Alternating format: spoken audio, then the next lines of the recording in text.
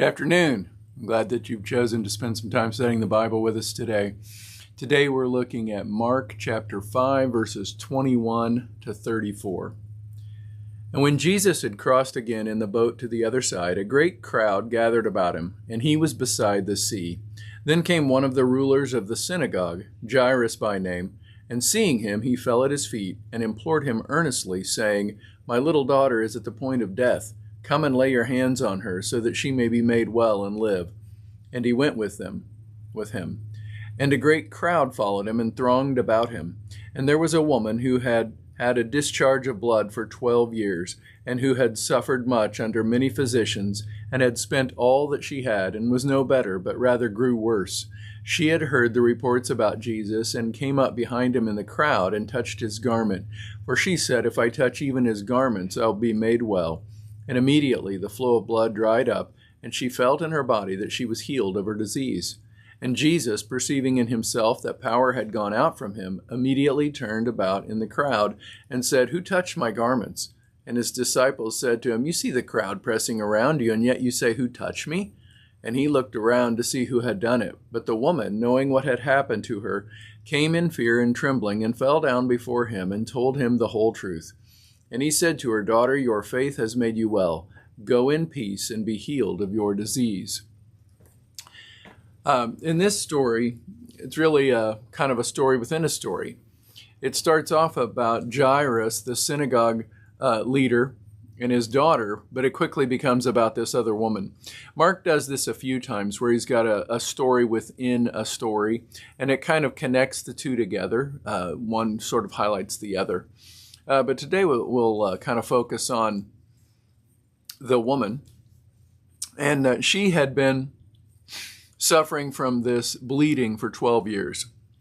Now, the problem that she had was completely a deep physical issue that, constant bleeding would cause. But it was also a social problem and a spiritual problem. It was a social problem in that she would be kind of an outcast, almost like a leper.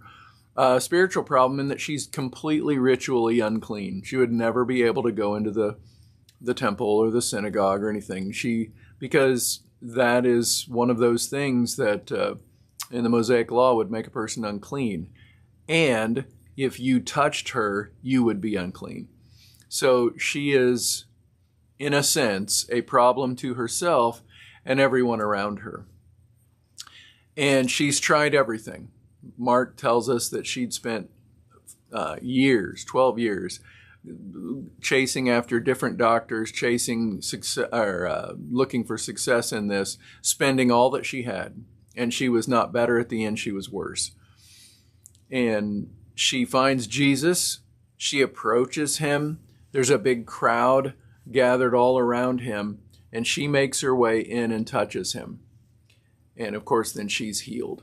Now, her pursuing Jesus and touching, she decided, if I just touch his garment, I'll be healed.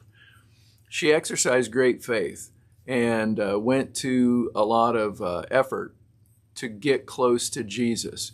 And it was when she got close to Jesus that her life changed.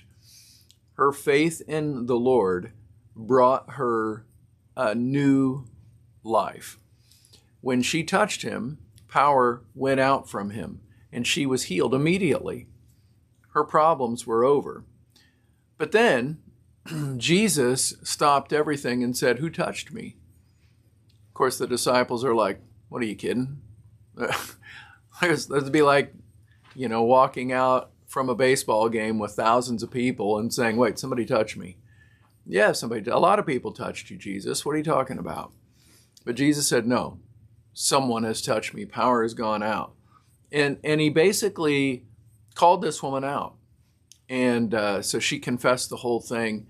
And then he tells her that she is to go in peace, that she's completely healed. It's interesting. She had faith, and her faith then made her chase after Jesus, where she received power and ultimately peace. And when she was healed, there's a story where Jesus heals a leper, and he tells the man, go to the priest and do all the things that he tells you to, become ritually clean again. But not this woman. Jesus declares her fit for everything at that point. Her physical issue is over. Her social issues can be